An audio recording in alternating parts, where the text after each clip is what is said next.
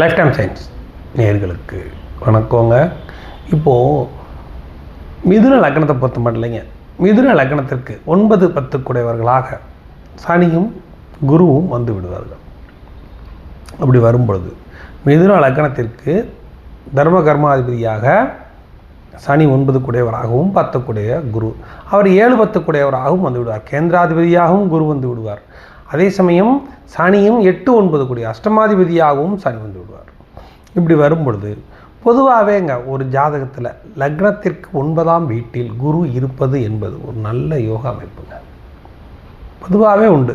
அப்படி வரும்பொழுது இந்த மிதுன லக்னத்திற்கு 7-10 கூடிய கேந்திராதிபதியாகி அவர் 9ஆம் வீட்டில் இருக்கிறார் அப்படின்றால், 7ஆம் வீட்டில் சனி இருக்கிறார் அப்படின்னா 7இல் சனியும் 9இல் குருவும் பரிவர்த்தனை அடைஞ்சிருவாங்க.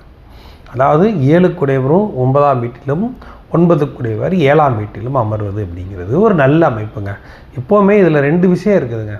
இந்த கேந்திராதிபதியான குரு அதிக வலு பெறாமல் பாவக்கிரகங்களுடைய பார்வை பெறும் பொழுது அந்த கேந்திராதிபதி தோஷமும் அடிபற்றும்.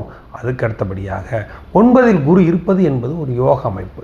அதுக்கு அடுத்தபடியாக இருவரும் பரிவர்த்தனை அடைந்து 7இல் சனி திக்பலம் அடைவார்.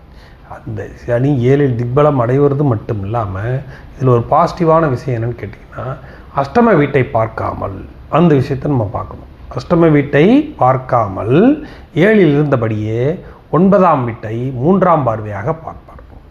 அங்கு குரு இருப்பார். அப்போ குருவும் கேந்திராதிபத்திய தோஷம், அவருக்கு அதிக வலு பெறாமல் இருப்பார். அதுக்கு அடுத்தபடியாக லக்னத்திற்கு 9இல் குரு இருப்பது என்பது ஒரு யோக அமைப்பு. இப்படி பரிவர்த்தனை அடைஞ்சு தர்ம கர்மாதிபதிகள் இருக்கிறதும் நல்ல யோக அமைப்புங்க. அதே சமயம் இந்த சனி திசை எப்படி பண்ணால் ரொம்ப நல்ல விஷயம், ரொம்ப நல்லது. ஏன்னா 9ஆம் வீட்டை அவர் பார்க்கிறார், 8ஆம் வீட்டோடு தொடர்பு கொள்ளவே 8க்கு 12இல் மறைகிறார். இப்படி இருக்கணும். சனி திக்பலம் அடைவார், 7இல் திக்பலம் அடைவார். 7இல் திக்பலம் அடைந்து குருவோட பரிவர்த்தனை அடைந்து பல விஷயங்கள் அதில் வரும், நல்ல யோக அமைப்புகள் வரும். நீங்களே பாருங்கள், இந்த மாதிரி பரிவர்த்தனை அடைஞ்சிருந்தால் 9-10 குடையவர்கள் பரிவர்த்தனை வந்தவங்க 7ஆம் இடத்துல சனி திக்பலம் அடைஞ்சிருவாருங்க. 8ஆம் அதிபதி 8க்கு 12இல் மறைஞ்சிருவாருங்க. கேந்திராதிபதி 9இல் இருந்து சனியின் பார்வையை வாங்கிடுவார். அப்போது குருவும் நல்லதை தான் பண்ணுவார், சனியும் நல்லதாக பண்ணுவார். அதுக்கு அடுத்தபடியாக இவங்க 2 பேர் பரிவர்த்தனை அடைஞ்சனால 2 திசையுமே நல்லாயிருக்கும். இப்போ குரு திசைக்கு அடுத்து சனி திசை, அப்போ அடுத்தடுத்து வரும் 16, இது ஒரு 19, கிட்டத்தட்ட 35 வருஷத்துக்கு நல்ல யோக அமைப்புகளை இந்த மிதுன லக்னத்துக்கு கொடுக்கும். அப்படி இருக்கும் பொழுது இந்த லக்னத்திற்கு சுத்தமாக ஆகாதவர் என்று சொல்லக்கூடிய செவ்வாய் மட்டும் இந்த சனியை பார்க்காம இருக்கும். இருந்துட்டாலே நல்ல யோக அமைப்பு. குருவை பார்க்கலாம், ஆனால் சனியை பார்க்கக்கூடாது. சனியை பார்த்தாரு அப்படின்னா அது இந்த லக்னத்திற்கு 6-11 குடையவராகி 4ஆம் வீட்டு 6ஆம் வீட்டு அதிபதி போய் சனியை பார்க்கும் பொழுது கொஞ்சம் பங்கம் வரும், வேற ஒன்றும் இல்லை. இந்த உங்கள் ஜாதகத்திலே பாருங்கள், இந்த சனியும் குருவும் பரிவர்த்தனை அடைஞ்சு செவ்வாயினுடைய பார்வை இல்லாமல் இவங்க 2 பேர் இருந்துட்டாங்க அப்படின்னாலே நல்ல யோக அமைப்புங்க. சூரியன் கூட பார்க்கலாம், அது கூட தப்பு வராது. செவ்வாய் பார்க்குறது மட்டும்தான் இந்த இடத்துல பிரச்சனையாக இருக்கும். மற்றபடி இந்த குரு திசையும் நல்லாயிருக்கும், சனி திசையும் நல்லாயிருக்கும். அதுக்கு அடுத்தபடியாக இந்த லக்னத்திற்கு 9இல் குரு இருக்கிறதுனால திருமண வாழ்க்கையும் ரொம்ப நல்லாயிருக்கும், அதுவும் நல்லா அமையும். என்ன, திருமணம் ஆகிறது கொஞ்சம் வயசு கொஞ்சம் லேட்டாகும், ஆனால் நல்லபடியாக அமையும். ஒரு நல்ல அமைப்பு. 7இல் சனி திக்பலம் அடைகிறார், அதனால் அது நல்ல அமைப்புகளை கொடுத்து விடும். சந்திரனோ செவ்வாயோ குருவை பார்க்குற மாதிரி இருந்தால் இன்னும் நல்ல அமைப்பு. சந்திரனும் செவ்வாயும் குருவை பார்க்குற மாதிரி அமைஞ்சிருந்தால் ரொம்ப நல்ல அமைப்பு. இந்த சனியை மட்டும் மேக்சிமம் யாரும் பார்க்காம இருக்கிறது நல்ல அமைப்பை கொடுத்து விடும். மிகப்பெரிய யோக அமைப்பை அந்த 9ஆம் அதிபதி 7ஆம் வீட்டிலிருந்து பண்ணுவார். அதே 7ஆம் அதிபதி 9ஆம் வீட்டிலிருந்து யோகத்தை கொடுப்பார்.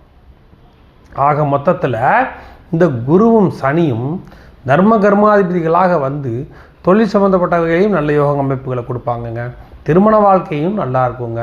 அதுக்கு அடுத்தபடியாக அஷ்டமத்தை பார்க்காததுனால 9ஆம் வீட்டு பூர்வ புண்ணியஸ்தான பலன்களையும் சனி திக்பலம் பெற்று தருவார். லக்னத்தை சனி பார்ப்பார், ஆனால் லக்னத்தை குருவும் பார்ப்பார்.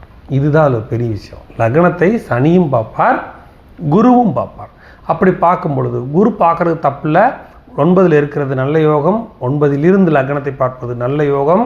இன்னொரு முக்கியமான விஷயங்க, சனி லக்னத்தை பார்க்குறாரே அப்படின்னா யோகாதிபதிங்க, 9 குறைவர், 8ஆம் வீட்டோடு தொடர்பு கொள்ளாமல் லக்னத்தை பார்ப்பது ரொம்ப நல்ல அமைப்பு.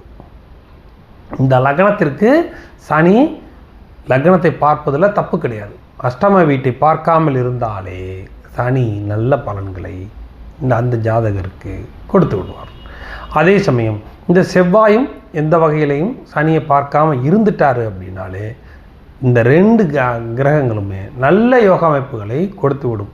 அதுக்கு அடுத்தபடியாக சந்திரன் குருவோட சந்தப்பட்டாருங்க, சந்திரன் நல்ல நிலைமையில் இருந்துட்டாரு அப்படின்னாலும் குடும்பஸ்தானம் ரொம்ப வலுப்பெறும். ஒரு நல்ல ஒரு அமைப்புங்க. சுக்கிரனும் இவங்களோட சம்மந்தப்படாமல் வேறு இடத்துல இருந்துட்டாரு அப்படின்னா ரொம்ப நல்ல அமைப்புங்க.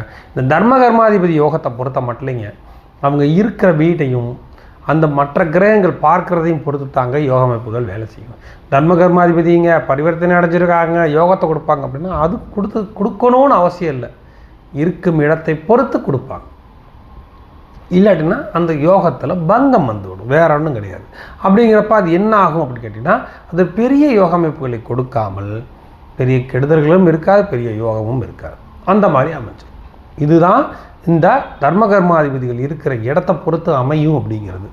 இப்போது சனி ரொம்ப நல்ல பலன்களை கொடுப்பார். ஏன்னா 3ஆம் பார்வையாக 9ஆம் வீட்டையும், 7ஆம் பார்வையாக லக்னத்தையும், 10ஆம் பார்வையாக 4ஆம் வீட்டை பார்ப்பார்.